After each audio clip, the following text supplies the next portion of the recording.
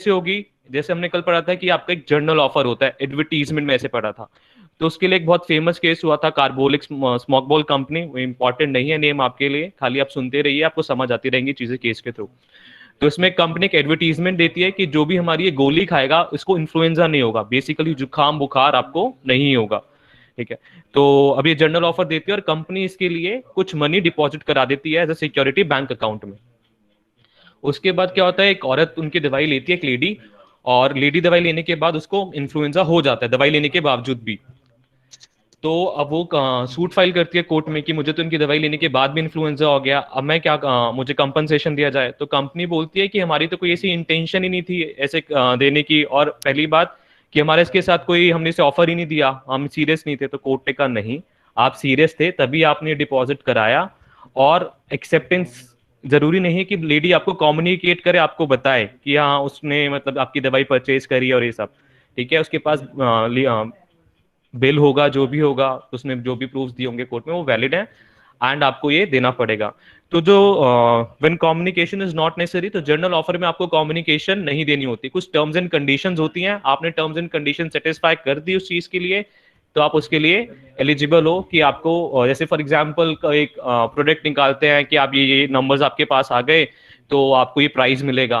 तो जरूरी नहीं आपको कम्युनिकेट करना, आप डायरेक्टली जाके अपना प्राइस क्लेम कर सकते हो। आपको ये नहीं बताना है कि हाँ भाई मैं ये ऑफर एक्सेप्ट करता हूँ, या आपको कंपनी को भेजना पड़ेगा हाँ मैं आपका ऑफर एक्सेप्ट कर रहा हूँ और अब मैं ये नंबर्स कलेक्ट करना स्टार्ट कर रहा हूँ। तो वहां पे कम्युनिकेशन जरूरी नहीं होती है, एक्सप्रेस में जरूरी होता है, आपको बताना पड़ेगा। तो ऑफर को आपको एज इट इज एक्सेप्ट करना होता है। Acceptance can not B conditional, offer conditional हो सकता है, इस बात को ध्यान रखेगा, ये इंपॉर्टेंट है। Offer can be conditional but acceptance can never be conditional. Acceptance आपको एज इट इज ही एक्सेप्ट करनी पड़ेगी, इसको हम मिरर इमेज रूल भी बोलते हैं। जैसे आप शीशे में अपने आप को देखते हैं तो आपको अपना मतलब जो आप हैं वही सामने नजर आ रहा है, प्रतिबिंब नजर आता है। ठीक है, आपकी इमेज नजर आ रही है। तो सिमिलरली जैसे ही ऑफर आया है वैसे ही ऑफर शीशे में आपको एक्सेप्ट करना पड़ेगा, तो उसे मिरर इमेज रूल बोलते हैं। तो कम्युनिकेशन जो होना चाहिए वो ऑफरर को होना चाहिए, जिसने ऑफर किया है उसी को आप अपने एक्सेप्टेंस भेजेंगे। ऑब्वियसली ऐसे नहीं किसी को भी अपने एक्सेप्टेंस भेज देंगे। ठीक है, ये बहुत इंपॉर्टेंट है। कम्युनिकेशन बाय एक्सेप्टर हिमसेल्फ, जिसको ऑफर किया गया है वही उसे एक्सेप्ट करेगा। ऐसा नहीं कि कोई भी तीसरा बंदा आके एक्सेप्ट कर लेगा, हाँ हाँ मैं एक्सेप्ट करता हूँ, ए ने बी को एक्सेप्ट किया और सी वहां पे खड़ा था, नहीं नहीं मैं एक्सेप्ट करता हूँ, नहीं चलेगा। तो इसमें एक केस था पॉवल वर्सेस ली। उसमें क्या होता है, एक बंदा जाता है इंटरव्यू के लिए, तो उसका कोई एक फ्रेंड भी होता है इंटरव्यू पैनल में, तो उसको सिलेक्ट कर लिया जाता है हेडमास्टर की पोस्ट के लिए, लेकिन उसे बताया नहीं जाता, उसे बोलता है हम आपको बाद में बताएंगे। लेकिन अंदर डिस्कशन होती है, उसका फ्रेंड उसे लीक कर देता है कि ऐसे ऐसे आपको अपॉइंट कर लिया गया है। लेकिन बाद में चेयरमैन अपना डिसीजन बदल देते हैं।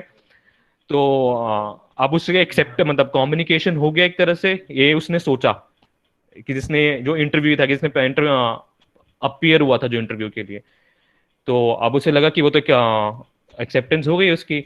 लेकिन जब ये केस कोर्ट में गया तो कोर्ट ने बोला वो आपस में ही था, आपको इन्फॉर्मेशन लीक हुई है, आपको स्पेसिफिकली नहीं बताया गया है। तो communication bye acceptor, main authority किसके पास थी, चेयरमैन के पास, चेयरमैन अपॉइंटिंग अथॉरिटी था। तो वो आपको एक फॉर्मल जब कम्युनिकेशन भेजते तभी वो एक्सेप्टेंस होती उस चीज के लिए।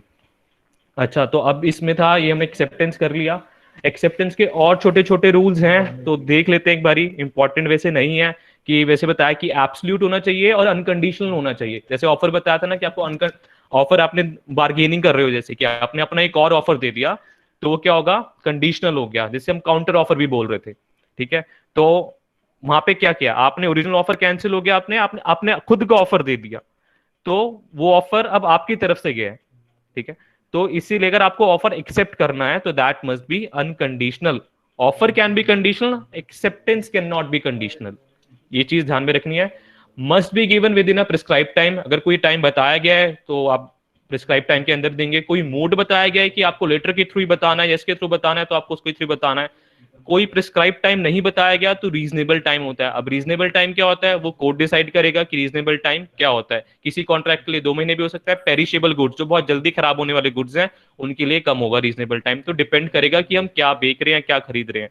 ठीक है, ये हो गया। Must be communicated to the offeror, ये हम डिस्कस कर ही चुके हैं। और mere silence is not acceptance. For example, मैंने किसी को ऑफर किया कि अगर आपने मुझे ये नहीं बोला कि आपने कम्युनिकेशन नहीं बताया, एक्सेप्टेंस नहीं बताई, तो मैं मान लूंगा कि आपने एक्सेप्ट कर लिया, ये नहीं चलेगा। वो बंदे की मर्जी है वो चुप रहे या बोले। ठीक है, तो ये हमने देख लिया। अब कम्युनिकेशन ऑफ ऑफर और एक्सेप्टेंस होता कैसे है, कैसे करे, तो इसके कुछ रूल्स होते हैं कि ये कब कंप्लीट होगा, इसके कॉन्सिक्वेंसेज क्या होंगे अगर कंप्लीट के होता है तो। क्योंकि hello, hello, am I audible? Yes sir. Yes sir. अच्छा, तो कम्युनिकेशन ऑफ ऑफर एक्सेप्टेंस कब होगा, कि कब माना जाएगा कि कम्युनिकेशन कंप्लीट हो गई है, क्योंकि उसी से हमारा कॉन्ट्रैक्ट एग्जिस्टेंस में आएगा। तो एज अगेंस्ट द प्रपोजर, जो कि बंदा ऑफरर है, उसके अगेंस्ट कब माना जाएगा कि कम्युनिकेशन कंप्लीट हो गई? जैसे ही लेटर ऑफ ऑफर कम्युनिके नॉलेज में आता है ऑफरी के, ऐसी मान लिया जाएगा कि ऑफरर के पार्ट पे उसका कम्युनिकेशन कंप्लीट हो चुका। अब ऑफरर अपना ऑफर वापस नहीं ले सकता। तो when it is put in course of transmission to him so as to put out of the power of acceptor। अब जो एक्सेप्टर की पावर से, एक्सेप्टर ने, आपने फॉर एग्जांपल मैंने ए ने बी को ऑफर करा, तो उसने एक लेटर भेजा, क्या तुम ये, मैं ऐसे से ऑफर कर रहा हूं, क्या तुम इसे एक्सेप्ट करते हो? उसने बोला कि हाँ मैं एक्सेप्ट करता हूं, और अपना लेटर वापस भेज दिया उसे। तो उसके पास से वो लेटर जा चुका, तो अब वो उसे रिवोक नहीं कर सकता। अब ऑफर ये नहीं कह सकता नहीं नहीं भैया मैं रिवोक नहीं कर रहा। एज अगेन द एक्सेप्टर कब होगा, when he becomes bound, acceptor कब बाउंड हो जाएगा? When it comes to the knowledge of the proposer. जब नॉलेज के प्रपोजर में आ गया, हाँ भाई मेरा ऑफर एक्सेप्ट हो चुका, तो एक कॉन्ट्रैक्ट एग्जिस्टेंस में आ जाएगा।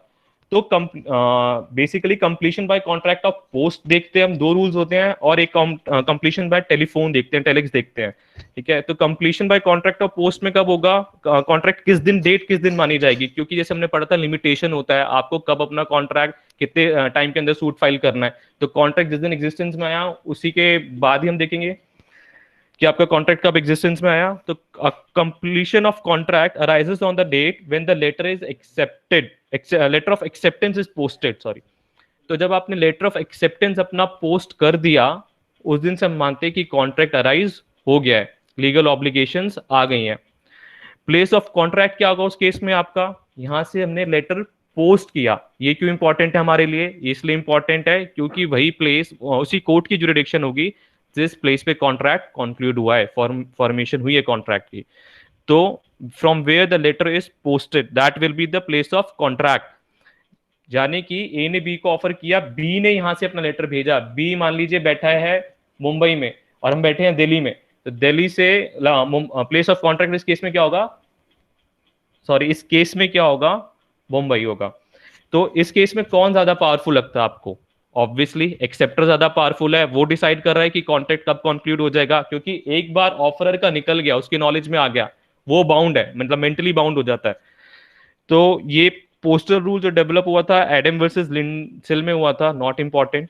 ठीक है, क्रिटिसिज्म क्या होगा इस रूल का, तो proposer is mentally bound as soon as he send the proposal. जैसे ही उसने अपना प्रपोजल भेज दिया लेटर के थ्रू, वो तभी बाउंड हो जाता है। तो यहाँ पे प्रपोजर की जो पोजीशन है बहुत मिजरेबल टाइप की है। ठीक है, अब कंप्लीशन बाय हम टेलीफोन देखते हैं, टेलिक्स देखते हैं कि उसमें कैसे होता है। तो व्हेन कॉन्ट्रैक्ट इज कंप्लीट, तो एक्सेप्टेंस बाय टेलीफोन में जब आप फोन पे बात कर रहे हो और कॉन्ट्रैक्ट मतलब ऑफर अपना दे रहे हो, एक्सेप्टेंस दे रहे हो, जिस यहाँ पे ऑफर सुना गया, मतलब जिस बंदे ने ओरिजिनली ऑफर दिया, ठीक है, उसने जब ये बात सुन ली कि हाँ भाई मेरा ऑफर हो गया, तो तब माना जाएगा कि आपका ऑफर कंप्लीट हो गया है, कॉन्ट्रैक्ट कंप्लीट हो गया है। तो contract is complete only when the acceptance is received by the offeror. यहाँ पे उल्टा रूल चल रहा है, टेलीकॉम पोस्ट में उल्टा था, जो बंदा एक्सेप्ट कर रहा है, यहाँ पे जिस बंदे ने ऑफर दिया था, ठीक है, वहां माना जाएगा कि आपका कॉन्ट्रैक्ट कंप्लीट हुआ है, और उसने जब सुन लिया होगा तब माना जाएगा। और एक्सेप्ट सुनने का मतलब ये नहीं कि आपने बोल दिया, क्लियर होना चाहिए, ऑडिबल होना चाहिए, और एक्चुअली सुना होना भी चाहिए, तभी वो कंप्लीट माना जाएगा। तो यहाँ कौन डोमिनेटिंग पोजीशन में है? Proposer is in dominating position. ठीक है, ऐसे ही अब क्या रेवोकेशन हो सकती है? मतलब रेवोकेशन का मतलब वापस लेना, आपने किसी को ऑफर दिया, क्या वो वापस लिया जा सकता है? इसलिए हमने पहले ये रूल देखे कि कंप्लीट कब होता है, कब नहीं होता। तो यस, लॉ अलाउ करता है कि आपने एक बार ऑफर दिया तो उससे आप वापस भी ले सकते हैं। तो रेवोकेशन कब कंप्लीट होगा? कम्युनिकेशन से पहले पहले, उसकी नॉलेज में आने से पहले पहले। जैसे आपका कम्युनिकेशन कंप्लीट होने वाला है, जैसे ए ने बी को लेटर भेजा, तो जैसे ही उसके पास ऑफर का लेटर गया, उससे पहले एक लेटर और पहुंच जाना चाहिए उसके पास। अब वो कैसे, फॉर एग्जाम्पल आपने नॉर्मल पोस्ट से भेजा, तो दूसरा आप कैसे भेज सकते हो, टेलीग्राम भेज सकते थे। इस टाइम तो फोन भी कर सकते हैं हम लोग, फोन उस टाइम अवेलेबल नहीं होते थे। हाँ, और जैसे कंप्लीशन बाय टेलीफोन बताया, ये ओरिजिनली इंडियन कॉन्ट्रैक्ट एक्ट में नहीं मिलता, ये डिसाइडेड केस है। फॉर एग्जांपल हमने सोर्सेज की बात की थी, तो हमने उसमें जुडिशियल प्रेसिडेंट्स की भी बात की थी। तो जो गैप फिल करते हैं वो हमारे कोर्ट्स करते हैं, अगर कुछ भी प्रॉब्लम आती है तो ये वहां से है। ये आपको इंडियन कॉन्ट्रैक्ट एक्ट में नहीं मिलेगा, टेलीफोन बाय टेलेक्स। तो the communication of revocation of offer to be effective must reach to the acceptor before he post his acceptance. उसकी एक्सेप्टेंस का लेटर पोस्ट करने से पहले आपका रेवोकेशन का कम्युनिकेशन उसके पास पहुंच जाना चाहिए। And the same rules apply to offeror, acceptor sorry, अगर एक्सेप्टर को अपनी एक्सेप्टेंस रिवोक करनी है, तो उसके पास भी पहले पहले, जब तक उसके एक्सेप्टेंस ऑफरर को नहीं पता चले कि हम मेरा ऑफर एक्सेप्ट हो चुका है। फॉर एग्जाम्पल बी ने अपना लेटर अब भेज रहा है ए के पास कि हाँ मैं आपका ऑफर एक्सेप्ट कर रहा हूँ, लेकिन बाद में उसका माइंड चेंज हो जाता है कि नहीं नहीं, मुझे ऑफर एक्सेप्ट नहीं करना था, गलती कर दी मैंने। तो क्या है, जब तक ए की नॉलेज में आने से पहले पहले उसे फोन करके बता दे कि मैंने ऐसे लेटर पोस्ट कर दिया था, लेकिन मुझे आपका ऑफर मंजूर नहीं है, तो आप अपना रिवोक कर सकते हो। क्या ये बात हो गई हमारी, ऑफर एंड एक्सेप्टेंस कंप्लीट हुआ हमारा। उसके बाद हम कंसिडरेशन स्टार्ट करते हैं। जैसे फॉर एग्जांपल कंसिडरेशन हमने बोला था कि अगर अग्रीमेंट में कंसिडरेशन, प्रॉमिस में कंसिडरेशन ऐड होगी तो वो एग्रीमेंट बनता है। तो कंसिडरेशन क्या होता है, quid pro Q something in return, जिसकी हमने कल बात भी की। तो नो कंसिडरेशन नो कॉन्ट्रैक्ट, इससे हम बोलते हैं न्यूडम पैक्टम। ठीक है, अगर कंसिडरेशन नहीं होगी तो आपका वॉइड कॉन्ट्रैक्ट होगा। न्यूडम पैक्टम लैटिन टर्म है NUDUMPACTUM।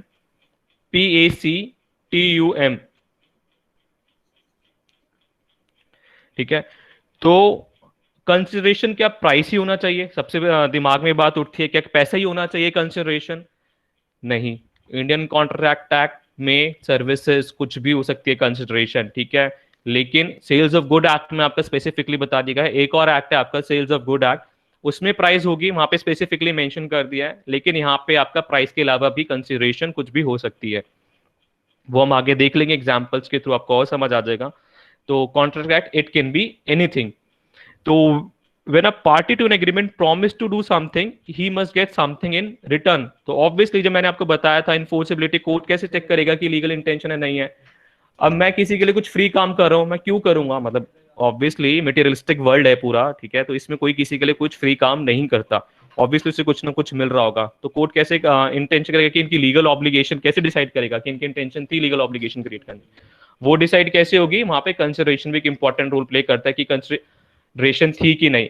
कंसिडरेशन जरूरी एडुकेट होनी चाहिए? नहीं, इनएडुकेट भी हो सकती है। फॉर एग्जाम्पल, मेरी प्रॉपर्टी है, मुझे पैसों की बहुत ज्यादा जरूरत है, 10 लाख की प्रॉपर्टी मैं 7 लाख में बेच रहा हूँ, 5 लाख में बेच रहा हूँ, ठीक है, तो वो हो सकता है। Consideration need not to be adequate, ठीक है। तो एग्जाम में ये भी पूछ सकते हैं कि कंसिडरेशन का एडुकेसी होना जरूरी है? नहीं, बिल्कुल जरूरी नहीं एडुकेट होना कंसिडरेशन का। लेकिन हाँ, बहुत ही ज्यादा कम होगी तो वहां डाउट रेज होते हैं कि भैया इतनी कम क्यों थी कि 10 लाख की चीज मैं 10,000 में दे रहा हूँ या 50,000 में दे रहा हूँ।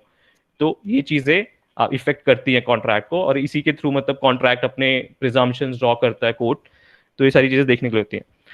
अच्छा, तो कंसिडरेशंस होती क्या है, something in return. For example, मैंने ए को बोला क्या तुम मेरा घर खरीदोगे, ए ने बोला ठीक है हाँ मैं आपका घर खरीदूंगा, 1 लाख में खरीदूंगा, मैंने बोला ओके।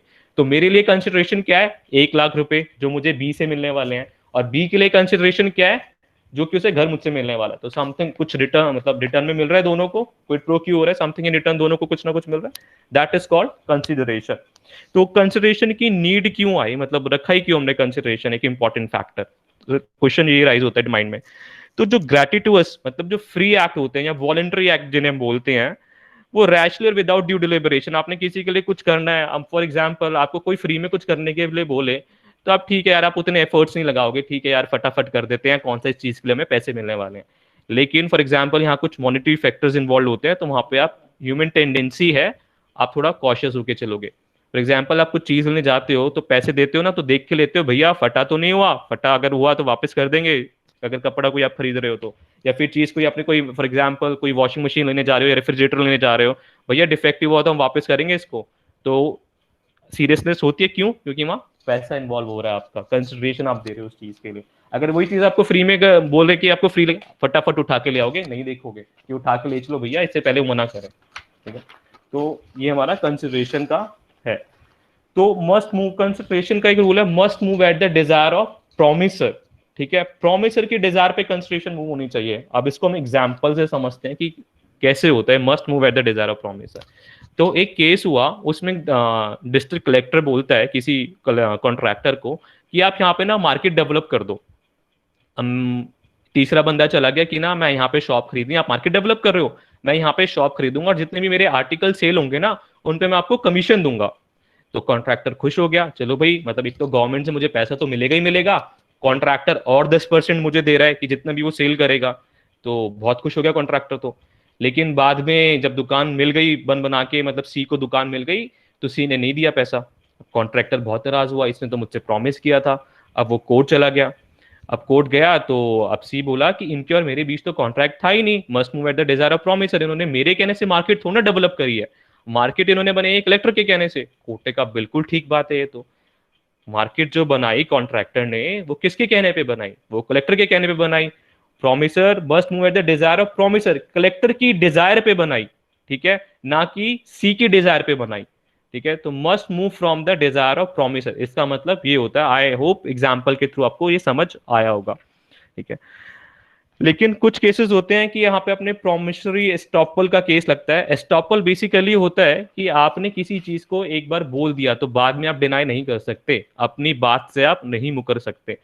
फॉर एग्जाम्पल सब्सक्रिप्शन होती हैं, सब्सक्रिप्शन में से फॉर एग्जाम्पल कोई गुरुद्वारा बन रहा है या टेम्पल बन रहा है, तो आपको ये आया आपके पास कि ऐसे ऐसे हम गुरुद्वारा बनाएंगे, तो आप कितना चंदा दे देंगे। आपने कहा हाँ ठीक है, मैं 10 लाख रुपए दे दूंगा। तो अब उन्होंने कंस्ट्रक्शन स्टार्ट कर दी, बाद में आप मुकर गए कि इनसे मुझे कुछ कंसिडरेशन क्या मिल रही है, मुझे तो कुछ कंसिडरेशन इनसे मिल ही नहीं रही। ठीक है, ये तो एक प्रॉपर्टी बना रहे हैं उसमें मेरा कोई शेयर ही नहीं, कुछ नहीं। तो नहीं, यहाँ पे कोर्ट ने इन चीजों को प्रोटेक्ट करा। ठीक है, लॉ आया प्रोटेक्शन के लिए, प्रोमिसरी एस्टॉपल लगाते हैं, आपने प्रॉमिस कर दिया किसी चीज के लिए और कंस्ट्रक्शन आपके प्रॉमिस पे स्टार्ट हुई थी, डिजायर एट दी प्रॉमिस। ठीक है, तो यहाँ पे आपको देना पड़ेगा। लेकिन एक दूसरा ही केस था, एक दूसरा केस भी हुआ जिसमें कि कंस्ट्रक्शन पहले से ही स्टार्ट थी, उसमें आपने बोल दिया हाँ ठीक है मैं पैसा दूंगा इसको। फॉर एग्जाम्पल मॉस्क बन रही थी उस केस में, तो मॉस्क बनाने के लिए उस बंदे ने बोल दिया हाँ ठीक है मैं पैसा दूंगा, लेकिन बाद में वो मना कर देता है कि नहीं नहीं यार छोड़ो, कौन देगा पैसे। तो वो भी कोर्ट चले गए। तो इस केस में कोर्ट ने मना कर दिया कि नहीं आप पैसा रिकवर नहीं कर सकते, जबकि पहले केस में क्या बोला था, आप रिकवर कर सकते हैं।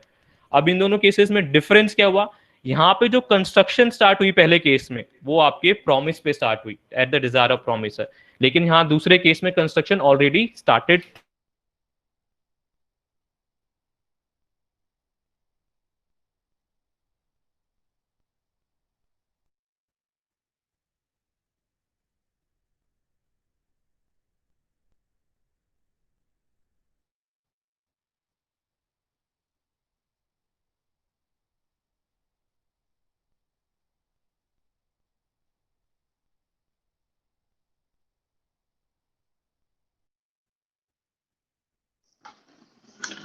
आई थिंक कोई कनेक्टिविटी इशू आई है सर को।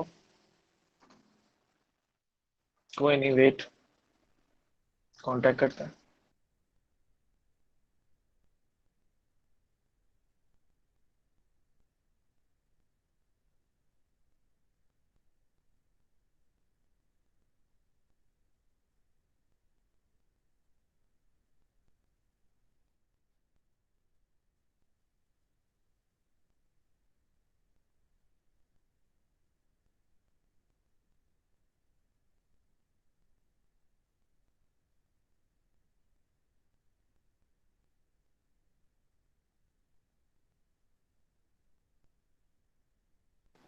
एक्चुअली कुछ कनेक्टिविटी इशू आया है, अभी सर आ रहे हैं बस 5 मिनट में, 2 मिनट वेट कीजिए।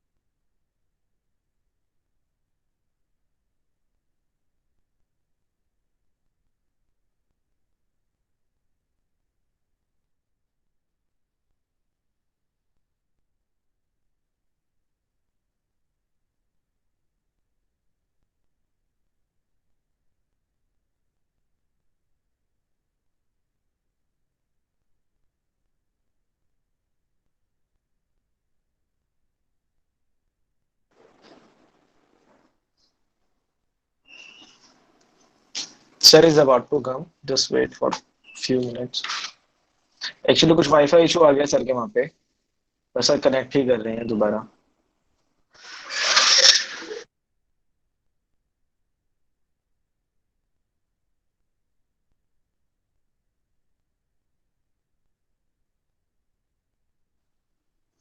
सर आ गए. भैया अनम्यूट कर लीजिए अपने आप को. Am I audible now? Yes sir. Okay sorry, कुछ टेक्निकल प्रॉब्लम्स थी. No issue sir. तो हम बात कर रहे थे consideration must move at the desire of promise, जिसमें कि हमने दो केसेस देखे कि यहाँ पे फॉर एग्जांपल मॉस्क की हम लेते हैं दोनों एग्जांपल्स में कि मॉस्क की कंस्ट्रक्शन स्टार्ट हो गई. एक था कि इनिशियल कंस्ट्रक्शन आप ही के प्रॉमिस पे स्टार्ट किया गया, तो उस केस में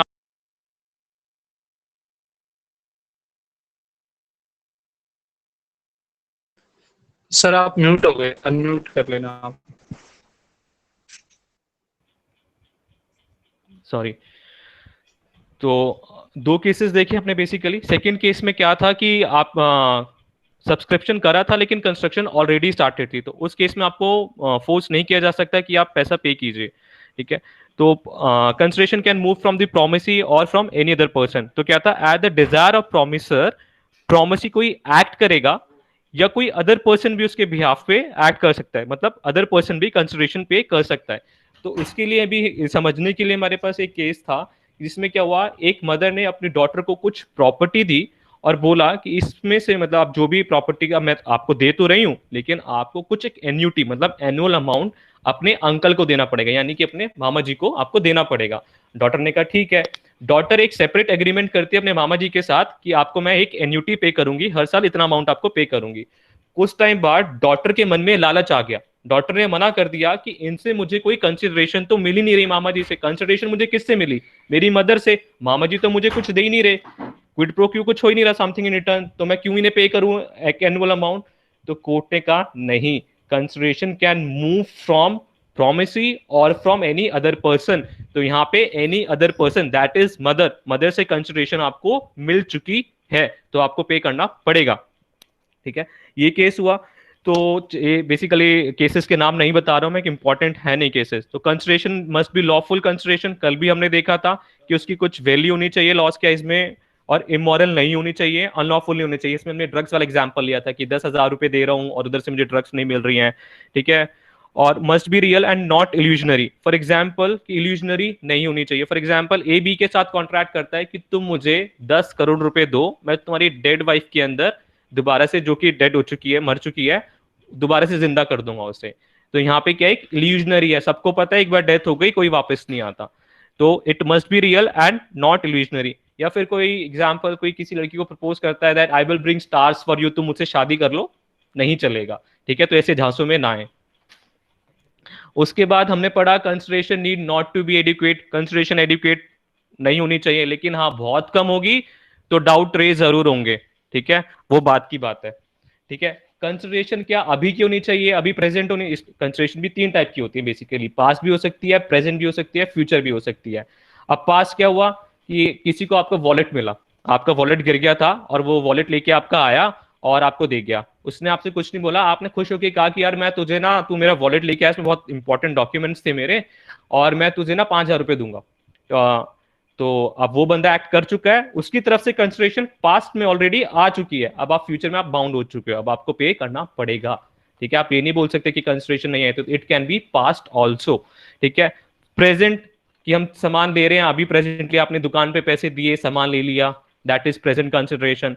फ्यूचर कि मैं तुम्हें गुड सप्लाई करूंगा after 1 week and you will pay me after 1 week, that is future consideration. दोनों की फ्यूचर में पूरा करेंगे. ठीक है. और ये हम पढ़ ही चुके हैं कि कोई भी उसे फर्निश कर सकता है, या तो प्रॉमिस ही कर सकता है और एनी अदर पर्सन भी कर सकता है. अच्छा, अब कुछ केसेस में है, फॉर एग्जांपल किसी स्टूडेंट ने मुझसे पूछा कि सर तो गिफ्ट कैसे होता है, गिफ्ट में तो कोई कंसिडरेशन होती नहीं है. तो लॉ मेकर ने इस बात को सोचा. ठीक है. वो भी इस चीज के लिए लेके अवेयर थे कि बच्चे से सवाल पूछेंगे, तो उन्होंने कुछ एक्सेप्शंस डाल दी, बता दिया उन्होंने स्पेसिफिकली कि यहाँ पे कंसिडरेशन नहीं होगी लेकिन still a valid contract will be there. For example love and affection में, तो लव एंड अफेक्शन कौन से केसेस होते हैं लव एंड अफेक्शन के, दैट इज नियर रिलेशन. अब नियर रिलेशन गर्लफ्रेंड बॉयफ्रेंड वाले रिलेशंस नियर रिलेशंस नहीं होते, नियर रिलेशंस होते हैं बाय ब्लड, मैरिज और एडॉप्शन, ये 3 कैटेगरी से आपके नियर रिलेशन एग्जिस्टेंस में आते हैं, लॉ इन्हीं को मानता है, ठीक है। लेकिन कंडीशंस 2 हैं, आपको इन राइटिंग करना पड़ेगा, ठीक है, उसके लिए डीड बनानी पड़ेगी और वो रजिस्टर भी कराना पड़ेगा। फॉर एग्जाम्पल, एक हस्बैंड वाइफ का डाइवोर्स हो गया, उसके बाद वो अपनी वाइफ को बोलता है कि चलो बाद में उनकी कोई बात हुई होगी, जो भी बात हुई है उसको बोलता है कि मैं आपको ऐसे ऐसे अमाउंट पे करूंगा या जो भी है कुछ आपको गिफ्ट दूंगा, ठीक है। तो क्या ये नियर रिलेशन में आएगा? नहीं आएगा। अब उनके बीच वो रिलेशन नहीं रहा, जो भी रिलेशन था खत्म हो चुका है, ठीक है।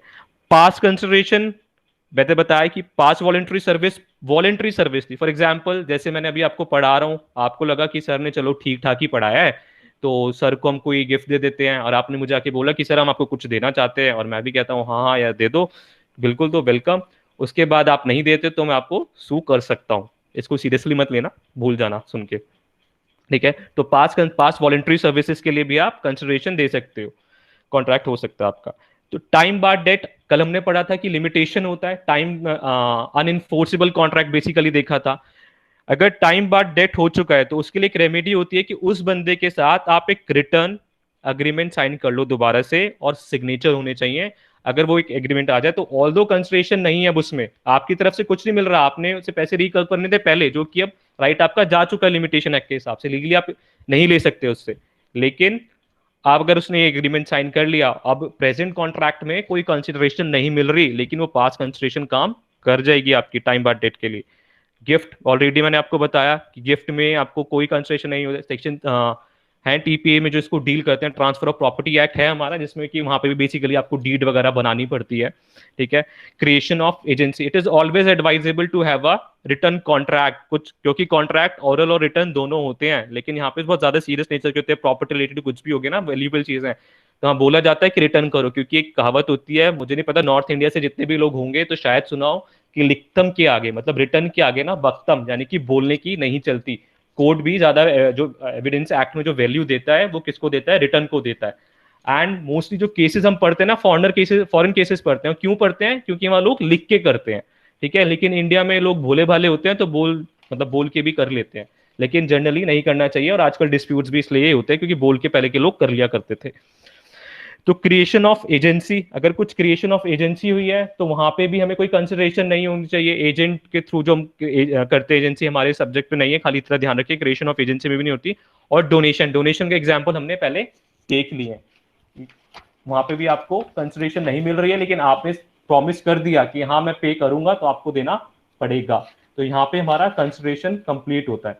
उसके बाद हम नेक्स्ट टॉपिक पे आते हैं, कैपेसिटी टू कॉन्ट्रैक्ट। कैपेसिटी होनी चाहिए, जो कि सेक्शन 10 बात करता था कि every party must be competent to contract, ठीक है। तो अब ये वन ऑफ द असेंशियल्स है वैलिड कॉन्ट्रैक्ट के लिए कि हमारी पार्टी कॉम्पिटेंट होनी चाहिए। तो everyone presume to be contract, law presume करके चलता है हर बंदा कॉम्पिटेंट है कॉन्ट्रैक्ट में एंटर करने के, एक एक बंदे के पीछे नहीं भागे।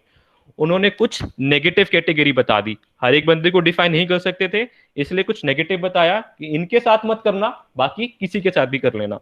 उसमें से पहला था माइनर। माइनर को हम प्रोटेक्शन क्यों दे रहे हैं? क्योंकि वो एक इनएक्सपीरियंस बंदा है, वो अपने हितों के बारे में, अपने राइट्स के बारे में नहीं सोच सकता, रैशनल डिसीजन नहीं ले सकता।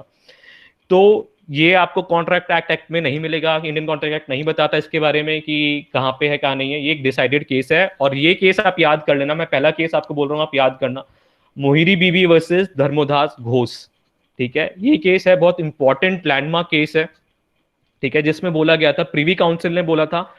प्रीवी काउंसिल क्या होती थी? आप मान लीजिए कि जब हम उस टाइम हम ब्रिटिशर्स हमारे ऊपर रूल कर रहे थे, तो उस टाइम का सुप्रीम कोर्ट मान के चलिए, क्योंकि जितनी भी कॉमनवेल्थ नेशंस की अपील्स थी कहां जाती थी? प्रीवी काउंसिल में जाती थी, ठीक है। तो डिसाइडेड बाय प्रीवी काउंसिल। तो मोहिरी बीबी वर्सेस धर्मोदास केस में कोर्ट ने बोला था कि ये वॉइड एब इनिशियो से होगा। Mohiri Bibi MOHIRI Bibi BIBI versus Dharmodas DHARMODAS Ghosh, and decided by, not important for you कि प्रिवी काउंसिल किसने डिसाइड किया, ठीक है, जस्ट नॉलेज के लिए था। No estoppel against minor. Minor ने एस्टॉपल, मैंने जैसे बोला कि आप मुकर नहीं सकते, एक बार आपने कुछ बोल दिया, ठीक है, उसके बाद आप अपनी बात से मुकर नहीं सकते। फॉर एग्जाम्पल, माइनर ने बोल दिया कि मैं ये काम करूंगा, ठीक है, उसके बाद वो काम नहीं करता, तो आप उसे ये कोर्ट में जाके ये नहीं कह सकते कि इसके अगेंस्ट स्टॉपल लगाओ, ठीक है, तो there is no estoppel against minor, मतलब माइनर आप मान के चलो राजा है राजा, उसके बेनिफिट के लिए कोई कुछ काम करेगा, मतलब उसे कुछ किसी से बेनिफिट लेना होगा। फॉर एग्जाम्पल उसे किसी ने चेक दिया, ठीक है, वो पैसा नहीं देता, माइनर कोर्ट जा सकता है, वो इन्फोर्स करा सकता है, लेकिन माइनर ने किसी को चेक दिया, वो इन्फो दूसरा, और माइनर ने डिसऑनर कर दिया, मतलब पैसे नहीं दिए उस बंदे के, वो इन्फोर्स नहीं करा सकता। तो माइनर राइट्स लेगा, लाइबिलिटीज कभी नहीं लेगा। इस बात को आप दिमाग में बैठा लो, ये आपका मोस्टली हर सब्जेक्ट में पूछते हैं, पार्टनरशिप में भी पूछेंगे, और भी बहुत सारे एक्ट्स में पूछते रहते हैं। तो माइनर एक तरह से राजा है राजा, ठीक है। तो रेस्टोरेशन ऑफ बेनिफिट्स, तो क्या जो हमने उसे बेनिफिट्स दिए या कोई चीज चली गई, क्या हम उसे रिकवर कर सकते हैं? अगर वो एज इट इज है चीज, फॉर एग्जाम्पल आपने उसे साइकिल दी थी यूज करने के लिए, और उसने बोला था मैं आपको ये मंथली कुछ पे कर दूंगा, इसके लिए रेंट पे कर दूंगा साइकिल के लिए, ठीक है, तो साइकिल तो एज इट इज है, वो आप ले सकते हो, उससे दिख रहा है, वो आप रिकवर कर सकते हो, रेस्टोरेशन हो सकता है। लेकिन अगर कन्वर्ट हो गई, फॉर एग्जाम्पल आपने पैसे दिए थे उसे कुछ, ठीक है, उसने आपसे लोन लिया, और लोन लेके उसने खाना खा लिया या और कुछ उसे कन्वर्ट कर दिया या कुछ और चीज खरीद ली, तो वो आइडेंटिफाइबल नहीं है, वो कुछ भी हो सकता है, ठीक है, वो बोल दे मैंने इसको कहाँ खर्च करा, क्या करा, कुछ भी बोल देगा, तो वो आप रिकवर नहीं कर। तो प्रॉपर्टी की फॉर्म चेंज नहीं होनी चाहिए, अगर प्रॉपर्टी आइडेंटिफाइबल है, ट्रेसेबल है, तो हो जाएगा।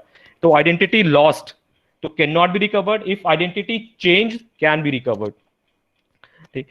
तो नो रेटिफिकेशन, रेटिफिकेशन क्या होता है कि बेसिकली अपने एक्ट्स को कंफर्म करना और अप्रूव करना, कि जैसे फॉर एग्जांपल मेजर हो गया वो, तो अब वो बोलता है कि ठीक है मैं मेजर होने के बाद आपको इतना पे कर दूंगा, माइनर था तब उसने ये बोला, अब आप उसकी बातों में आ गए, ठीक है यार कि अच्छा ही बंदा है कि कर ही देगा, और माइनर बाद में जाके मुकर जाता है, तो आप कोर्ट में जाके रेटिफिकेशन की रेमेडी उसके अगेंस्ट नहीं ले सकते। No ratification against minor. In short minor के ऊपर कोई लाइबिलिटी नहीं आएगी, टर्म्स चेंज होती रहेंगी, लेकिन माइनर की लाइबिलिटी नहीं फिक्स होगी, ये ध्यान रखिएगा। तो contract made during minority can not be ratified by minor even during majority. Majority में जब वो पहुंच गया, उसने माइनॉरिटी के टाइम कोई कॉन्ट्रैक्ट किया था, अब उसको रेटिफाई कर रहा है कि हाँ ठीक है मैं इस कॉन्ट्रैक्ट को मान लेता हूं, नहीं चलेगा, फ्रेश कॉन्ट्रैक्ट एंटर करना पड़ेगा, एक नया कॉन्ट्रैक्ट बनाए, और नए कॉन्ट्रैक्ट के लिए एक नई कंसिडरेशन भी चाहिए, क्योंकि नया कॉन्ट्रैक्ट है, वो जो कंसिडरेशन आपने दी थी वो पहले वाले कॉन्ट्रैक्ट के लिए थी। तो माइनर के केस में ये ऑप्शन भी गया, हमने पढ़ा था पास्ट भी हो सकती है, लेकिन यहाँ पे पास्ट कंसिडरेशन भी आपकी नहीं चल रही। तो minor is not personal liable for necessary supply to him. हाँ, कुछ नेसेसिटीज होती हैं किसी बंदे के लिए, फॉर एग्जाम्पल कपड़ा चाहिए, खाना चाहिए। अब मान लीजिए मतलब किसी बंदे की डेथ हो गई, उसकी मदर फादर की डेथ हो गई, और वो बंदा अकेला था, उसकी कोई केयर करने वाला नहीं था, एज अ पड़ोसी आपने उसे बहुत नेसेसिटीज अप्लाई की, खाना, स्कूल की फीस वगैरह की, जो कि इंपॉर्टेंट है एक बंदे के लिए, तो आपने वो सप्लाई करी, तो माइनर उसके लिए पर्सनल लायबल नहीं होगा। लेकिन माइनर की कोई प्रॉपर्टी है तो उससे आप वो रिकवर कर सकते हैं, तो only in case of necessities, ठीक है, आप रिकवर कर सकते हैं, और वो भी माइनर से पर्सनली नहीं, माइनर के एस्टेट से। Estate means property. अगर कॉन्ट्रैक्ट बेनिफिशियल है, जैसे मैंने बोला था, पहले ही बोला कि कॉन्ट्रैक्ट बेनिफिशियल है, that can be enforced. Minor वो जाके इन्फोर्स करवा लेगा कि इस बंदे ने मुझे बोला था। आपने फॉर एग्जांपल देखा होगा टीवी में बहुत सारे चाइल्ड आर्टिस्ट आते हैं, फॉर एग्जांपल प्रोड्यूसर ने उनके पैसे देने से मना कर दिया, उनसे काम करवा लिया और पैसे नहीं दे रहा, तो वो कोर्ट जा सकता है। लेकिन माइनर किसी दिन काम पे नहीं आया, तो प्रोड्यूसर के पास कोर्ट जाने का, डायरेक्टर के पास कोर्ट जाने का ऑप्शन नहीं है, ठीक है। माइनर क्या पार्टनरशिप फॉर्म में एडमिट हो सकता है? बिल्कुल हो सकता है, but only for the benefits, क्योंकि पार्टनरशिप फॉर्म में हमें पता है कि वहां पे लायबिलिटी अनलिमिटेड होती है, लायबिलिटी माइनर की हो नहीं सकती, तो it can be admitted only for the benefits of partnership form. तो माइनर भी यहाँ पे खत्म होता है हमारा एक। फिर सेकंड आता है अनसाउंड माइंड, कि बंदा जब नेगेटिव लिस्ट हमने पढ़ी तो उसमें दूसरा है माइनर नहीं होना चाहिए, सेकंड है अनसाउंड माइंड नहीं होना चाहिए। तो अब अनसाउंड मतलब माइंड का मतलब क्या? Person who is not of sound mind, जिसका दिमाग ठीक नहीं है, वो अनसाउंड माइंड का है। अब अनसाउंड माइंड के साथ आप कॉन्ट्रैक्ट करोगे तो वो क्या होगा? वो वॉइड कॉन्ट्रैक्ट होगा वो भी। एंड अब अनसाउंड माइंड होते कौन कौन कौन है? इडियट एक कैटेगरी होती है, इडियट जो कि बचपन से ही पागल पैदा हुआ है, उसे हम इडियट बोलते हैं। एक होता है ल्यूनेटिक, जिससे दौरे पड़ते हैं। ल्यूनेंसी अभी आईपीसी में भी आपको सर बता रहे थे, ल्यूनेंसी का, इंटॉक्सिकेशन का, उन सबका, की मेंटल इक्विलिब्रियम आपका ठीक नहीं है, ठीक है। तो उस बंदे के साथ कॉन्ट्रैक्ट किया जा सकता है, हाँ, लेकिन कब? जब वो साउंड माइंड का होगा, ल्यूसिड इंटरवल्स में होगा आपने। तो person who sometimes come in his senses can make the contract during the lucid intervals और when he is of sound mind. मतलब एक ही टर्म है साउंड माइंड का, बेसिकली इतना याद रखो, जब वो साउंड माइंड का होगा, जब उसे दौरे नहीं पड़ रहे होंगे, किसी किसी को मिर्गी के दौरे पड़ते हैं, उस टाइम आप उसके साथ कॉन्ट्रैक्ट कर नहीं सकते। ड्रंकन है या इंटॉक्सिकेशन है, मतलब ये आपने आईपीसी में भी अभी देखा होगा कि अगर किसी बंदे ने इंटॉक्सिकेट किया हुआ है तब उसके साथ आप कॉन्ट्रैक्ट एंटर नहीं कर सकते। क्यों? इसके पीछे एक रैशनल बहुत सिंपल सा लॉजिक है। क्यों? क्योंकि वो बंदा टर्म्स नहीं पढ़ सकता, नहीं समझ सकता क्या उसके बेनिफिट के लिए क्या उसका अगेंस्ट है। तो बेसिकली लाइबिलिटी फिक्स होती है इसमें, इसलिए हम उसे बचा रहे हैं। अब पर्सन डिस्क्वालिफाइड बाय लॉ, जो तीसरी कैटेगरीज आती है, तो किस किस को पर्सन को डिस्क्वालीफाई करा है और लॉ ने? इंसॉल्वेंट को किया। हमने कल पढ़ा था इंसॉल्वेंट में। इंसॉल्वेंट कौन? जिसकी एसेट सॉरी लायबिलिटीज एसेट से ज्यादा हो जाए, वो अपने डेट्स पे ना कर पाए, ठीक है, तो वो बंदा इंसॉल्वेंट होता है। इसके लिए आपको कोर्ट जाके घोषित करवाना होता है कि मैं इंसॉल्वेंट, दिवालिया घोषित करवाना होता है, ठीक है। कॉन्विक्ट ड्यूरिंग इम्प्रिजमेंट, कॉन्विक्ट क्या होता है? जिसे सजा मिल चुकी है, जिसे कोर्ट ने कॉन्विक्ट घोषित कर दिया है कि भैया आपको इस अपराध की सजा दी जाती है, ठीक है। तो जो कॉन्विक्ट घोषित हो चुका है, जब तक वो कन्विक्शन में है, जेल में, आप उसके साथ कोई कॉन्ट्रैक्ट नहीं कर सकते। अब एक क्वेश्चन अराइज होता है कि सर अगर वो तो कन्विक्शन में चला गया, अब लिमिटेशन पीरियड भी साथ साथ चल रहा है 3 साल, तो क्या होगा उसका? तो लिमिटेशन पीरियड इसके लिए, उस बंदे के लिए सस्पेंड हो जाता है, ठीक है। एलियन एनिमी के साथ नहीं कर सकते। एलियन एनिमी बेसिकली जिस कंट्री के साथ हमारी वॉर चल रही है, ठीक है। अच्छा, कोई कॉन्ट्रैक्ट बिफोर वॉर एंड ने एंटर कर लिया था, फॉर एग्जांपल चाइना के साथ बिफोर वॉर एंटर कर लिया और अब वॉर छिड़ गई, अब उस कॉन्ट्रैक्ट का क्या होगा? वो कॉन्ट्रैक्ट या तो टर्मिनेट होगा या पोस्टपोन किया जाएगा। अगर आप उस पोस्टपोन के बाद अगर उस कॉन्ट्रैक्ट को रिज्यूम करते हो तो सेंट्रल गवर्नमेंट की आपको परमिशन लेनी होती है। सेंट्रल गवर्नमेंट कुछ कंडीशंस लगा सकती है जैसा उनको ठीक लगे। फॉरेन एम्बेसडर्स के साथ नहीं कर सकते आप, ठीक है। They can enter into contract, basically अगर यहाँ पे रह रहे हैं तो कॉन्ट्रैक्ट तो करेंगे, लेकिन ये ध्यान में रखना आप उन्हें सू नहीं कर सकते, आपको परमिशन चाहिए सेंट्रल गवर्नमेंट की, ठीक है। तो फॉरेन एम्बेसडर्स के साथ आप बेसिकली कर सकते हो, लेकिन अगर सू करना है, कोई अगर डिस्प्यूट अराइज हो गया इन केस ऑफ डिस्प्यूट, तो आपको गवर्नमेंट की परमिशन लेनी पड़ेगी, बिकॉज डिप्लोमेटिक इम्यूनिटी होती है उन लोगों को। तो ये हमने कर दिया अनसाउंड माइंड और कैपेसिटी टू कॉन्ट्रैक्ट बेसिकली, ठीक है। इसके बाद हम आते हैं, एक और इंपॉर्टेंट एसेंशियल एलिमेंट था फ्री कंसेंट का, कि कंसेंट शुड बी फ्री। तो ऑल अग्रीमेंट्स और contract if made by the free consent of parties.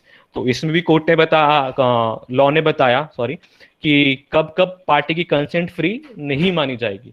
तो पार्टीज की कंसेंट कब कब फ्री नहीं मानी जाती? 5 केसेस में है। इसको याद रखने का सबसे अच्छा तरीका है, जो मेरे टीचर से मैंने सीखा था बहुत टाइम पहले, can you forget me ma'am, मतलब कॉशन, कैन यू वाला हम यू वाला लेंगे, अम्ब्रेला वाला यू लेंगे, वाई वाला यू नहीं लेंगे, ठीक है, थोड़ा मॉडिफाई करना पड़ेगा। तो caution, undue influence, misrepresentation, fraud and mistake. तो इन केसेस में माना जाता है कि आपकी कंसेंट फ्री नहीं थी। पार्टी की कंसेंट, अगर किसी भी एक पार्टी की कंसेंट इन मेथड्स के थ्रू ली गई तो कॉन्ट्रैक्ट आपका देखेंगे कि वॉइड होगा, वॉइडेबल होगा, कोई क्या होगा, ठीक है, वो हम आगे देखते जाते हैं। तो सबसे पहले हम स्टार्ट करते हैं कॉशन से। कॉशन बेसिकली क्या करता है? कॉशन में ये नहीं कि आपकी कंसेंट नहीं है, इन सब केसेस में आपकी कंसेंट तो है लेकिन आपकी फ्री कंसेंट नहीं है। जैसे हमने लॉफुल कंसिडरेशन पढ़ा था कि कंसिडरेशन होना इंपॉर्टेंट नहीं है, कंसिडरेशन तो हो सकती है कि आप ड्रग सप्लाई कर रहे हो उसे, लेकिन consideration that should be lawful also. तो ऐसे ही आपकी कंसेंट है सारे केसेस में। कॉशन में भी आपने कंसेंट दी है, अनड्यू इन्फ्लुएंस में भी आपने कंसेंट दी है, लेकिन वहां पे आपकी फ्री कंसेंट नहीं थी, ठीक है। तो कंसेंट शुड बी फ्री। तो कंसेंट, अच्छा, कॉशन में हम क्या क्या मानेंगे, कैसे कॉशन कमिट की जा सकती है?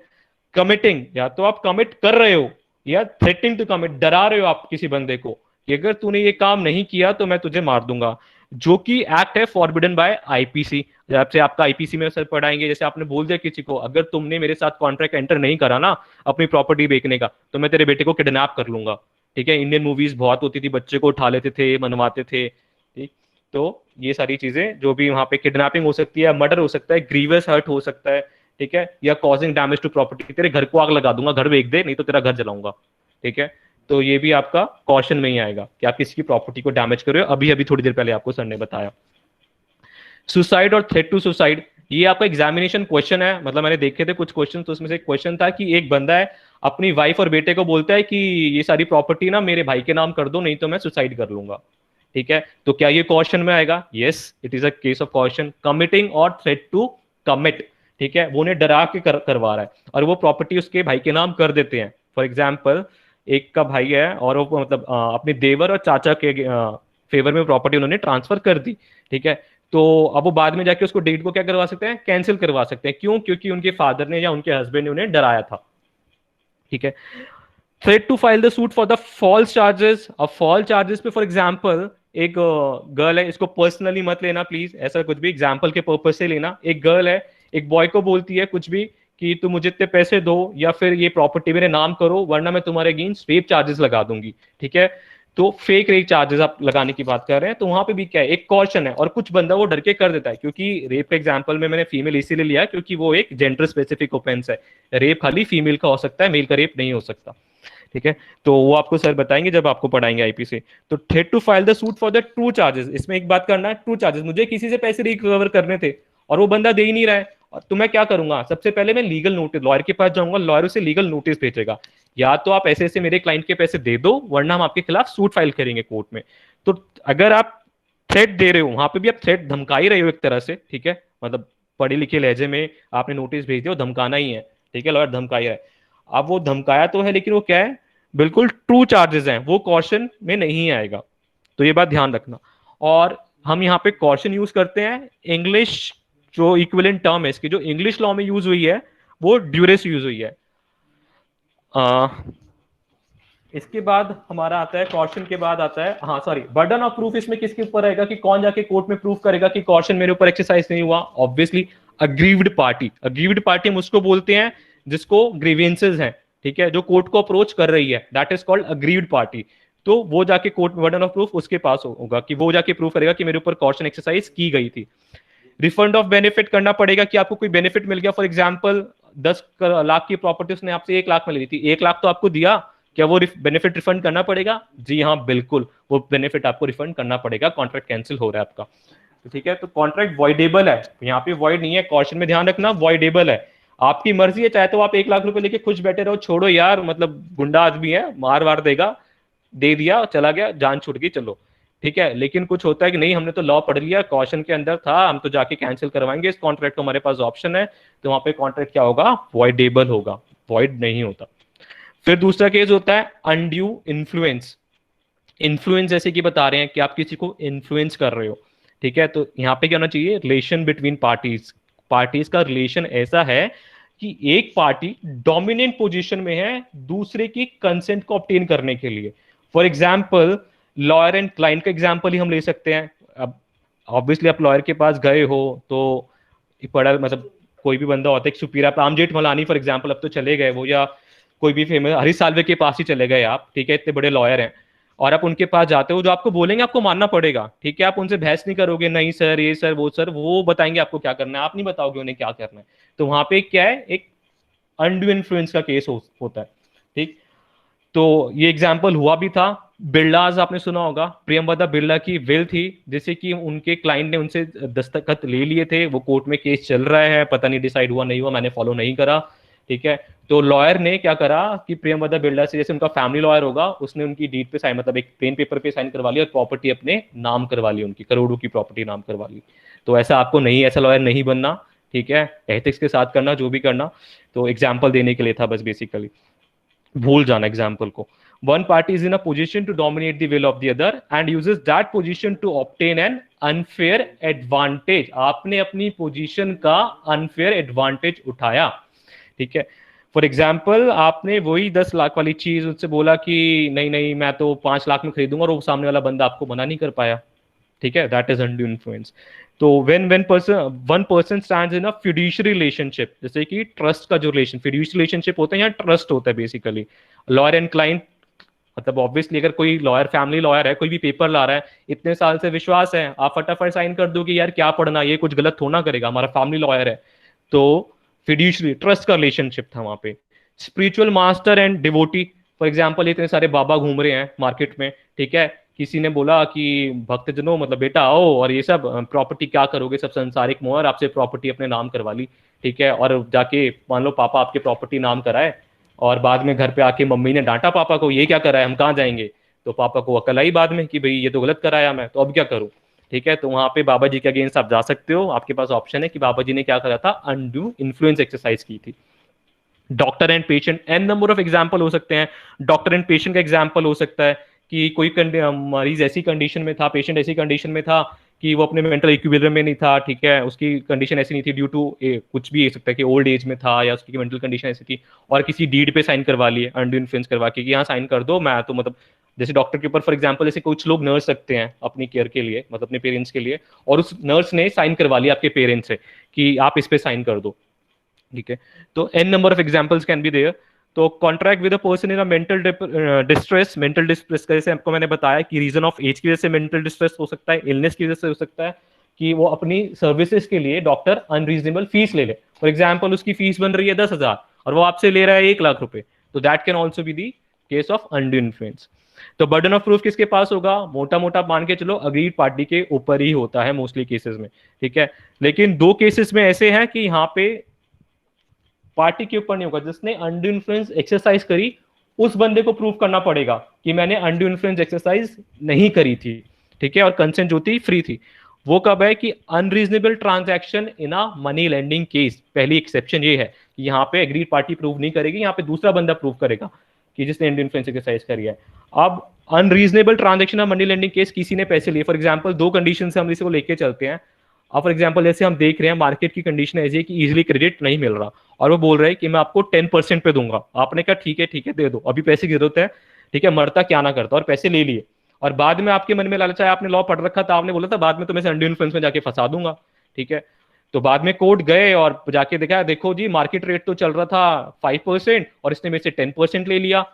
तो कोर्ट कहेगा, सर्कमस्टांसेस देखेगा, दूसरा बंदा जाके बोलेगा कि उस टाइम मार्केट की कंडीशन ऐसी थी कि क्रेडिट इजीली अवेलेबल नहीं था मार्केट में, इसलिए मैंने इतना हाई अमाउंट चार्ज किया, ठीक है, 10% चार्ज किया, पीछे से शॉर्ट थी, स्कैरसिटी ऑफ, जिसे हम स्कैरसिटी बोलते हैं बेसिकली, ठीक है। तो उस केसेस में फिर हम दूसरी कंडीशन लेते हैं कि जब मार्केट में क्रेडिट इजीली अवेलेबल है और तब कोई मनी लेंडर, जैसे गांव में बहुत होते हैं ऐसे केसेस, ठीक है, कि मनी लेंडर ने 10% चार्ज किया और जो कि नॉर्मल रेट ऑफ इंटरेस्ट 3% चल रहा है, ठीक है, और फिर वो जाते हैं, तो वहां पे कोर्ट देखेगा कि कंडीशन नॉर्मल मार्केट रेट चल ही रहा था, कंडीशन मार्केट की ऐसी थी नहीं कि आप इतना हाई चार्ज करो, तो वहां पे अनड्यू इन्फ्लुएंस एस्टैब्लिश करना हमारे लिए इजी होगा।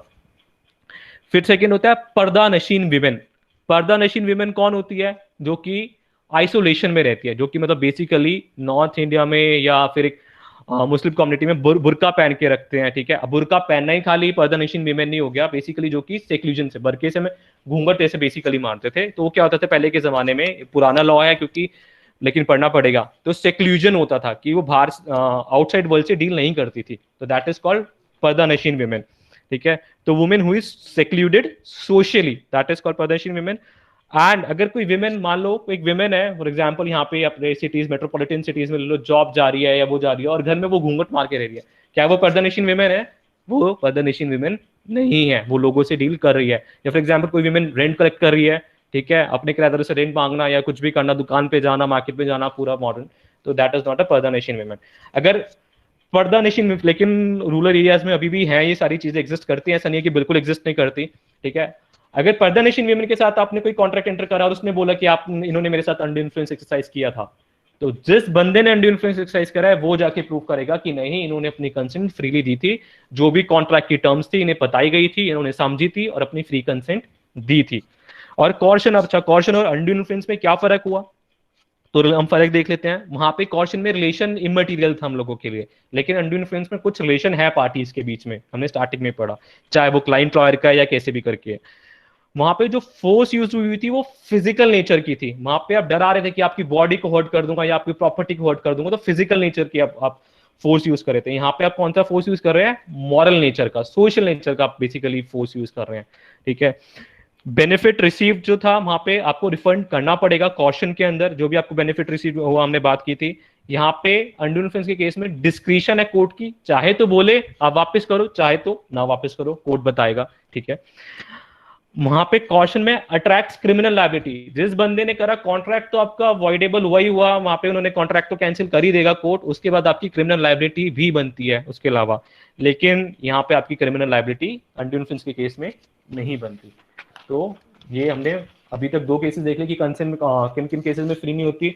एक तो हमने कॉशन देखा, दूसरा अनड्यू इन्फ्लुएंस देखा। अब हम देखते हैं फ्रॉड, जो तीसरा था हमारा। फ्रॉड में क्या होता है? फ्रॉड में होता है फॉल्स रिप्रेजेंटेशन, मतलब जैसे कि हम चीटिंग बोलते हैं आम भाषा में, कि चिटिंग कर दी इसने हमारे साथ, ठीक है।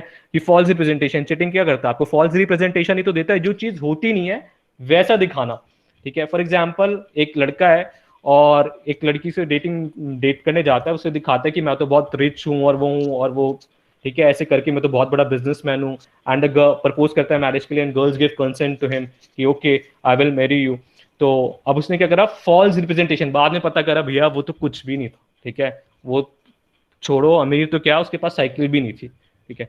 तो एग्जाम्पल्स को एग्जाम्पल्स की तरह लेना प्लीज, ठीक है। तो फॉल्स रिप्रेजेंटेशन, तो इसमें क्या होता है, डेलिब्रेट, इंटेंशनल, विलफुल, ये जैसे सर ने अभी आपको बताया था, मेंस रिया पढ़ाया होगा आपको, गिल्टी माइंड। तो गिल्टी माइंड के ना ये कुछ होते हैं कि आप कैसे करोगे, इंटेंशन कैसे पता लगाओगे, तो डेलिब्रेट मतलब खुद ब खुद किया गया, इंटेंशनल था कि सोच सोच के किया था कि हाँ मुझे चीट करना है, या विलफुल जानबूझ के करना। तो ये सारी इंटेंशंस की आपकी फॉर्म है। तो आपने इस इंटेंशन से कुछ मटेरियल इंफॉर्मेशन छुपाई किसी बंदे से, कि ताकि वो बंदा कॉन्ट्रैक्ट में एंटर कर ले, और उसी चीज को दूसरे पर्सन ने कंसिडर करके कॉन्ट्रैक्ट में एंटर किया, ठीक है। तो दैट अमाउंट टू फ्रॉड। तो आपके सजेशन का, सॉरी, कैसे हो सकता है फॉल्स, या तो आप सजेशन ऑफ फॉल्सहुड, ठीक है, आपने कुछ गलत बातें बता दी, या suggestion suppression of a fact, आपने कुछ बातें जो बतानी थी वो छुपा लिए।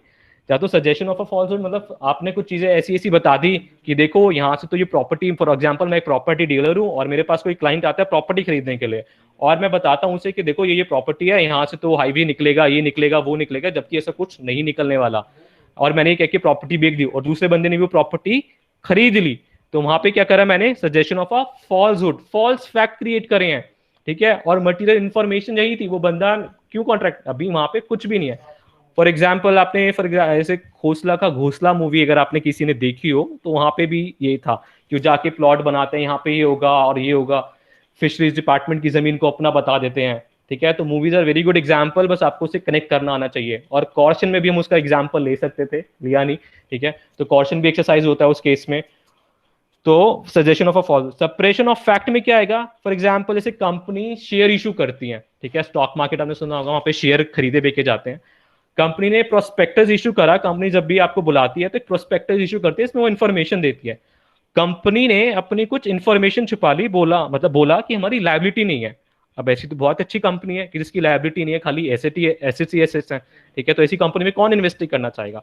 लेकिन बाद में पता चलता है कि उस कंपनी की तो एसेट्स हैं, लाइबिलिटीज जो है वो एसेट से ज्यादा है, वो तो इंसॉल्वेंट होने के कगार पे है। तो क्या करें ऐसे केसेस में, तो वहां पे फ्रॉड का केसेस है। आपने शेयर खरीद लिए थे, सब्सक्राइब कर लिया शेयर के लिए, तो आप तो कॉन्ट्रैक्ट में एंटर हो गए उनके साथ, ठीक है। आप कंपनी बोल रही है हमने तो इन्विटेशन टू ऑफर दिया था, जैसे कल हमने सुना था कि पढ़ा था, ठीक है, कि इन्विटेशन टू ऑफर देती है कंपनी प्रोस्पेक्टस के थ्रू। अब आपने ऑफर दिया, शेयर के लिए सब्सक्राइब किया, कंपनी कह रही है अब तो एक्सेप्ट करना पड़ेगा, और आपको बाद में पता चला कि नहीं ये तो इसकी लाइबिलिटीज बहुत ज्यादा थी, तो वो कॉन्ट्रैक्ट क्या हुआ, फ्रॉड किया कंपनी ने। आप जाके कोर्ट में बोल सकते हो कि मेरे साथ फ्रॉड कमिट किया है कंपनी ने, वहां पे कॉन्ट्रैक्ट आपका वॉइडेबल हो जाएगा।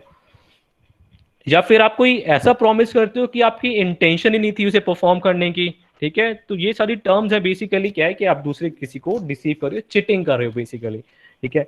एनी, आप कोई एक्ट से भी कर सकते हो, कोई एक्ट करा आपने उसके थ्रू भी, या कोई ओमिशन करा, ओमिशन मतलब जैसे आपने इंफॉर्मेशन छुपा ली जो कि बतानी थी आपको, ठीक है। और any other act fitted to deceive not so important, इसमें लॉ ने बेसिकली और सारे कवर कर लिया। अगर आपने कोई भी ऐसा प्लान बनाया, ठीक है, तो ऐसे फॉर एग्जांपल अभी नोएडा में एक बाइक कंपनी थी जो बोलते थे कि आप हमारी कंपनी में इन्वेस्ट करो, 60,000 रुपीज दो, और हम ना बाइक चलाते हैं, बेसिकली हम बाइक परचेज करेंगे और उबर की तरह उसे बाइक चलाएंगे। काफी लोगों ने उसके अंदर इन्वेस्ट भी किया, ठीक है। बाद में पता चला कि वो कोई बाइक वाइक नहीं चलाते थे, खाली पैसा लेते थे आपको, और उसी पैसे को टर्न ओवर करके चेंज बना के थोड़े थोड़े बंदों को पैसा बांट देते थे, और उन्हें कोई बाइक नहीं चलाई। तो वहां पे उन्होंने कैसे कॉन्ट्रैक्ट में एंटर किया, फ्रॉड का कॉन्ट्रैक्ट था बेसिकली। तो उसे आप जाके वॉइडेबल घोषित करवा सकते हैं, अपना पैसा रिकवर कर सकते हैं, ठीक है। तो अच्छा, अगर मेयर साइलेंस, क्या मेयर साइलेंस फ्रॉड हो सकता है, तो मेयर साइलेंस फ्रॉड नहीं होगा, ठीक है, क्योंकि पहले मैक्सिमम जो लगती थी केविट एम्प्टर लगती थी, ठीक है। क्योंकि आप जब कुछ चीज खरीदने जा रहे हो, आपने दुकानदार को बोला भैया ये मिक्सी दिखा दो, ठीक है, आपने मिक्सी देखी खोल के, मतलब हाँ ठीक है चलो सही चल रही है, ले आए जाके। अब उसके अंदर कुछ डिफेक्ट था, उसको पता था, उसने नहीं बताया, क्या वो फ्रॉड होगा, नहीं होगा। ज्वेलर की दुकान पे आप गए, ज्वेलर को पता था कि सोने के प्राइसेस 2 दिन बाद गिर जाएंगे, लेकिन आप उससे अभी करंट रेट में प्राइस ले, और आप जाके बोल दो कि इसने तुम्हारे साथ फ्रॉड कमिट कर लिया, इसे तो पता था, नहीं, उसने कोई फ्रॉड कमिट नहीं करा। मेयर साइलेंस, उसकी ड्यूटी नहीं थी, आपको पता होना चाहिए था। ठीक है। ये कैविएट एम्प्टर और कैविएट वेंडिटर, आपकी जो प्रेजेंट का, ये तो मैंने बताया कैविएट वेंडिटर चलता है आज के टाइम में, let the seller be aware, क्योंकि हमारा जो इंडियन कंटेक्स्ट है वो अभी कैविएट वेंडिटर है। Let the seller be aware, क्योंकि हमारे यहाँ बायर जितने अवेयर नहीं है। ठीक है। तो mere silence is not amount to fraud, लेकिन साइलेंस कुछ केसेस में, दो केसेस में आपका बेसिकली फ्रॉड माना जाएगा। वो कब माना जाएगा?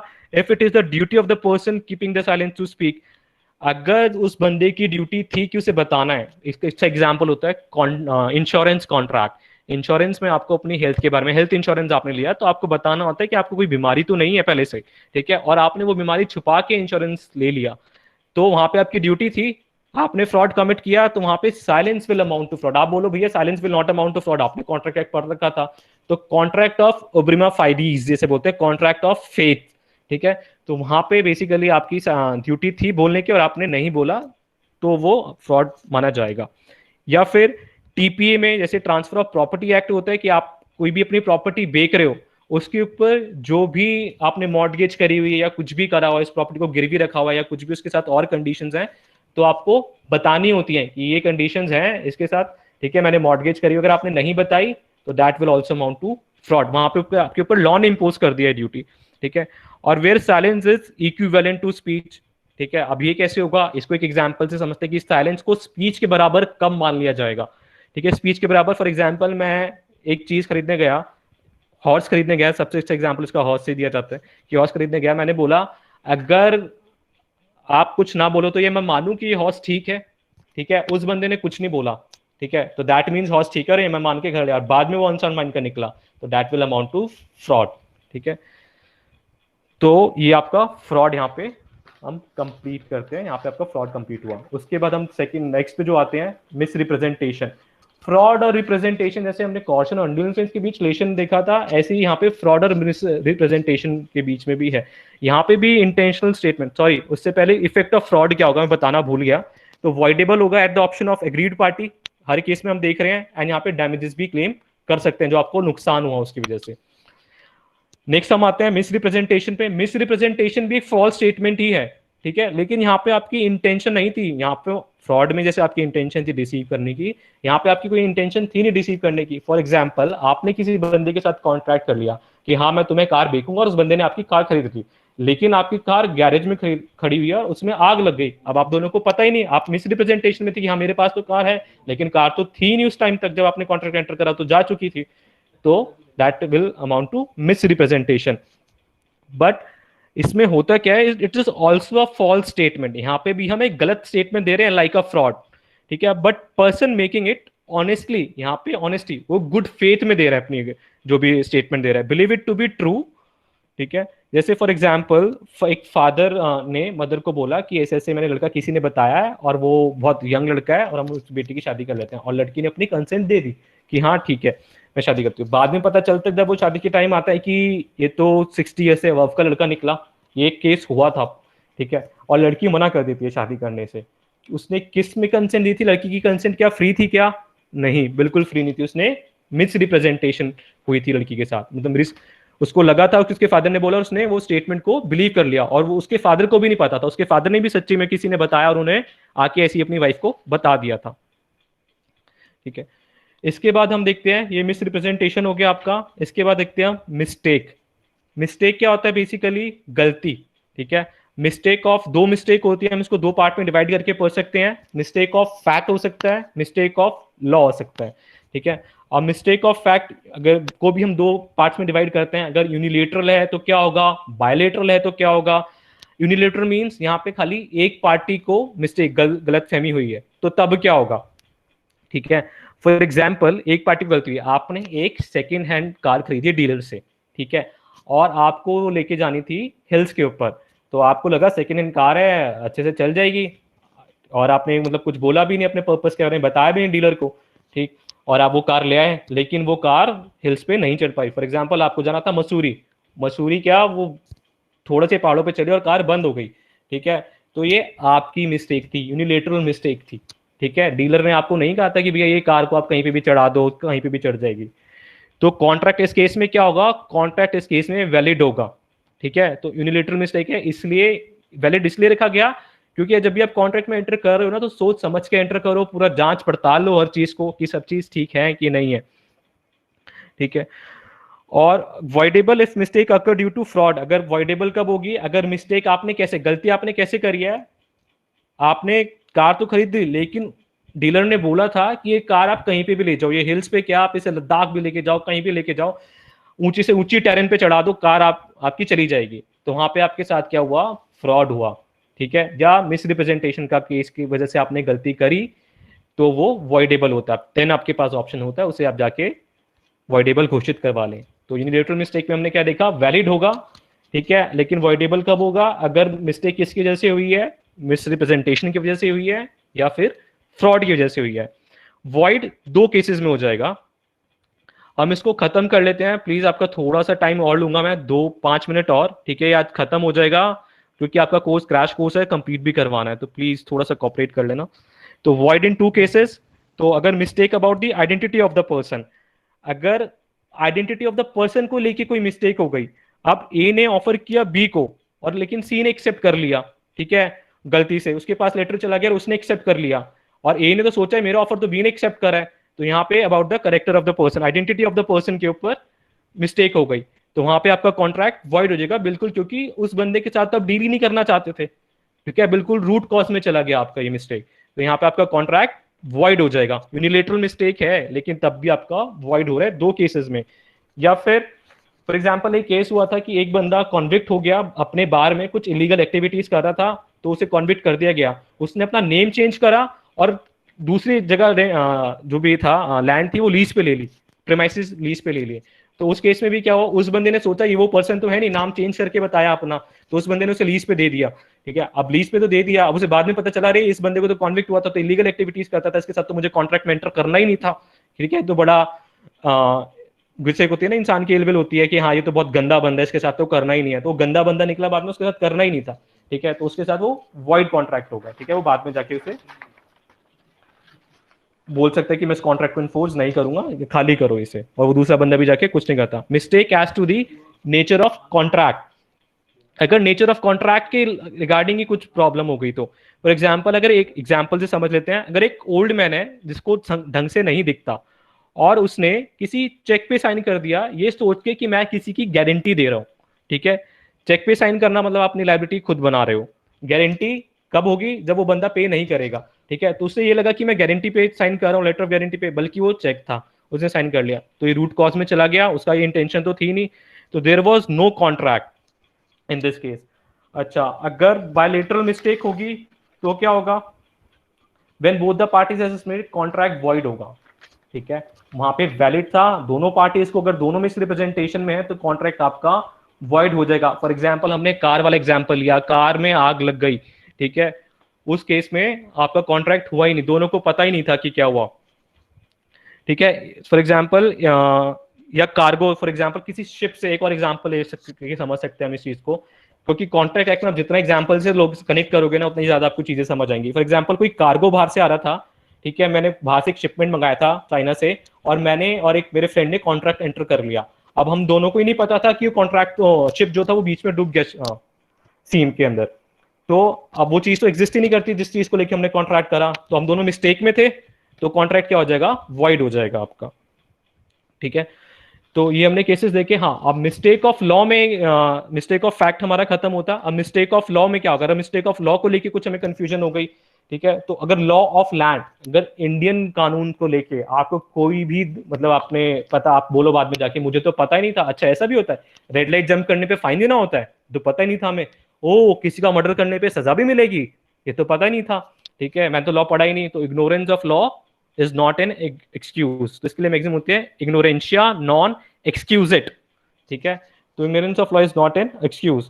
और अगर फॉरेन लॉ का मिस्टेक है, कोई फॉरेन लॉ, जैसे आर्बिट्रेशन कॉन्ट्रैक्ट में हम क्या करते हैं, फॉरेन लॉ, किस कंट्री का लॉ, अगर इंडियन पार्टी है और एक फॉरेन पार्टी है तो किस कंट्री का लॉ अप्लाई होगा, कॉन्ट्रैक्ट एक्ट इंडिया का अप्लाई होगा कि कॉन्ट्रैक्ट एक्ट यूके का अप्लाई होगा, ठीक है। तो अगर वो मिस्टेक फॉरेन लॉ को लेके है तो वहां पे क्या होगा, तो उसे हम मिस्टेक ऑफ फैक्ट की तरह डील करेंगे। फॉर एग्जाम्पल, अगर मिस्टेक ऑफ फैक्ट में क्या था, अगर यूनिलेटरल मिस्टेक है तो वैलिड है, अगर बायलेटरल है तो वॉइड है। So that is all for today. I hope समझ आया होगा, नहीं आया तो आप अपनी क्वेरीज पूछ सकते हैं। बाकी मेल आईडी मैं भी आपको प्रोवाइड कर दूंगा, आप मेल कर सकते हैं और पूछ सकते हैं। Any doubts? Can you forget me ma'am, ये ना मिमोनिक्स जिससे हम बोलते हैं ना, लर्न करने का तरीका होता है कि आपको याद कैसे रखा जाए कि कौन कौन से केसेस मतलब एक कंसेंट फ्री कब नहीं होगी। तो can you forget me ma'am, आप सी इसका लोगे तो कॉशन होगा, यू से आपका अनड्यू इन्फ्लुएंस होगा, fraud, misrepresentation and mistake.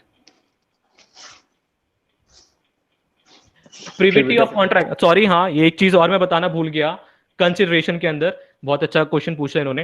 Privity of consideration, India में प्रिविटी ऑफ कंसिडरेशन नहीं होती, ठीक है। फॉर एग्जाम्पल हमने केस देखा था, मदर और अंकल वाला केस देखा था अपने डॉटर के साथ, तो कंसिडरेशन एनी अदर पर्सन से भी मूव कर सकते हैं, लेकिन इंग्लिश लॉ में प्रिविटी ऑफ कंसिडरेशन होती है, ठीक है। और एक और हमारा कंसेप्ट होता है प्रिविटी ऑफ कॉन्ट्रैक्ट, ठीक है। प्रिविटी ऑफ कॉन्ट्रैक्ट मतलब only parties to the contract can sue each other, मतलब थर्ड पर्सन आके स्यू नहीं करेगा। जैसे हमने पढ़ा था जस्ट इन पर्सोनम, एक दूसरे के अगेंस्ट राइट है, लेकिन उसकी भी कुछ एक्सेप्शंस हैं कि कब कब दूसरा बंदा भी उसे स्यू कर सकता है, तो उसको हम आगे वाली क्लासेस में देखेंगे। Don't worry, privity of contract आपको बताया जाएगा। Nudum pactum meaning means no consideration no contract, कोई कंसिडरेशन नहीं होगी तो कोई कॉन्ट्रैक्ट नहीं होगा। गोल्ड बार एंड एरोप्लेन वाला एग्जाम्पल मैंने कौन सा दिया था? आई डोंट थिंक मैंने एग्जाम्पल ऐसे गोल्ड बार एग्जाम ये दिया, एक्चुअली मुझे खुद याद नहीं होता। अच्छा ये शायद तक आप एमएच जॉर्ज पूछ रहे हैं कि गोल्ड बार एंड एरोप्लेन वाला केस, एमएच जॉर्ज वाला केस हुआ था, उसमें ignorance of law is not an excuse हुआ था कि बाहर से बंदा सोना लेके आ रहा था और आरबीआई का एक नोटिफिकेशन आया था जिसमें उन्होंने बैन कर दिया था कि आप इतना सोना इंडिया में नहीं ला सकते क्योंकि स्मगलिंग होती थी उस टाइम सोने की, ठीक है। तो उसने आके बोला इंडिया की मुझे तो लॉ पता ही नहीं था, इसलिए जब भी लॉ बनाया जाता है ना, मैंने आपको प्रोसेस बताया था कि ऑफिशियल गैजेट में नोटिफाई किया जाता है, वो इसलिए किया जाता है ताकि पब्लिक को पता चले, लेकिन पब्लिक नहीं पढ़ती, इंडिया में लोग इतने अवेयर नहीं है, ठीक है, तो इसलिए किया जाता है। तो वहां पे भी बेसिकली उसने यही डिफेंस लिया था कि मुझे तो लॉ पता ही नहीं था इस कंट्री का। आप अमेरिका जाके कुछ क्राइम कर दो और बोलो कि हमें वहां के लॉ का नहीं पता था, तो यही नहीं चलेगा, आपको पता होना चाहिए, माना जाता है कि आपको लॉ पता है, प्रिजम्पशन लेके चलते हैं, वरना सब आके यही डिफेंस ले लेंगे। How to revoke communication through phone, phone के थ्रू क्या होगा कि आपने क्या करा, फोन में आपका कम्युनिकेशन रेवोकेशन आप प्रैक्टिकली सोचो तो पॉसिबल ही नहीं है, आपने बोला उसने सुन लिया, रिवोक कैसे होगा? रिवोक हो ही नहीं सकता इस केस में। तो इसमें ये चीज आपको ध्यान रखनी मतलब ध्यान रखनी होगी कि फोन के केस में रेवोकेशन पॉसिबल नहीं है, मुझे मेंशन कर देना चाहिए था।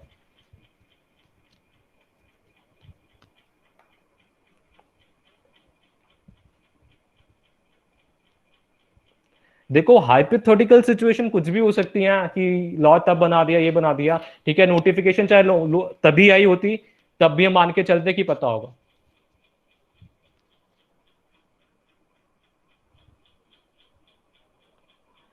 अब देखो बहुत बहुत ना रेवोकेशन के तरीके बहुत आ चुके हैं, कॉन्ट्रैक्ट करने के तरीके भी बहुत आ चुके हैं। फॉर एग्जांपल आपने व्हाट्सएप पे किसी को ऑफर किया, ठीक है, दूसरे बंदे को चला गया और उसके ब्लू टिक्स ऑन आ गए, तो मतलब क्या हुआ, आपका ऑफर जा चुका और उस बंदे ने पढ़ भी लिया, तो ऑफर बाउंड हो गया उसी टाइम, ठीक है। लेकिन उस बंदे का नेट ऑफ था, तो उससे पहले आप क्या कर सकते हो, उसे कॉल कर सकते हो, भाई मैंने अभी भी तुझे ऑफर भेजा था, मैं वो ऑफर सीरियस नहीं था, मैं अपना ऑफर वापस ले रहा हूँ, ठीक है। तो व्हाट्सएप के थ्रू भी आपको ऑफर हो सकता है। आप फॉर एग्जाम्पल Amazon वगैरह से भी ऑर्डर करते हो, तो आपने क्या करा, आपने उनके गुड्स खरीद लिए, ऑफर की एक्सेप्टेंस हो गई, उन्होंने आपको एक्सेप्ट कर लिया आपके ऑफर को, और उसके बाद भी आप अपना कैंसिल कर देते हो ना ऑर्डर, क्या कर रहे हो आप, ठीक है। डेली लाइफ में आप वही सब काम कर रहे हो, लेकिन वही बात है कि हम सोच नहीं पाते उस चीजों को। What if revocation is recorded, revocation recorded मैं समझ नहीं पाया कि आप कहना क्या चाहते हैं एग्जैक्टली, थोड़ा और इलेबोरेटली बता देंगे तो। बोनाफाइड इंटेंशन, आपने सिंपल एक टर्म लिख दिया बोनाफाइड इंटेंशन।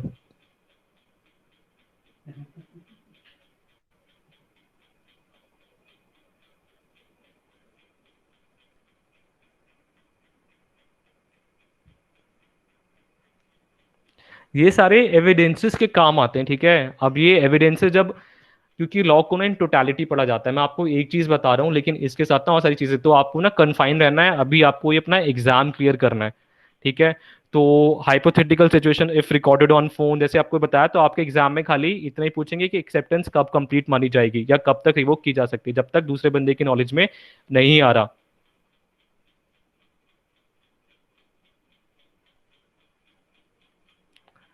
लिखकर ऑनलाइन मंगवाना illegal हो गया है तो हाँ बिल्कुल, क्यों नहीं कर सकते। कॉन्ट्रैक्ट एंटर कर रहे हो आप गवर्नमेंट के साथ, या जिस भी बंदे के साथ कर रहे हो जो भी उसे लाइसेंस मिला हुआ है।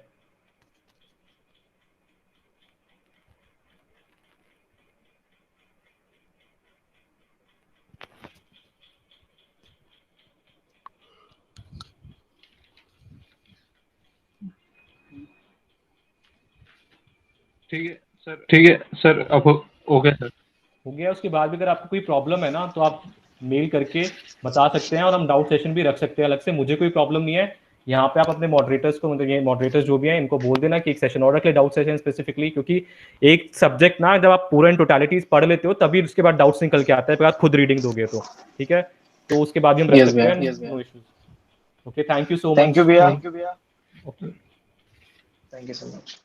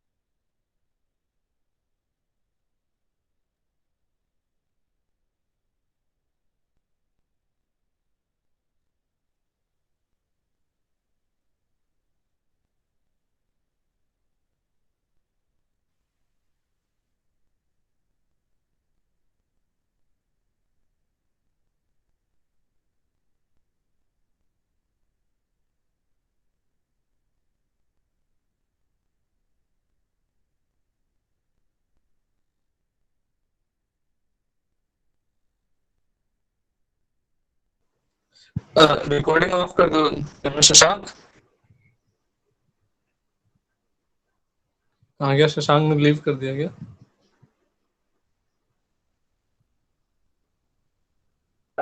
शशांक हाँ भैया वो लीव कर गया।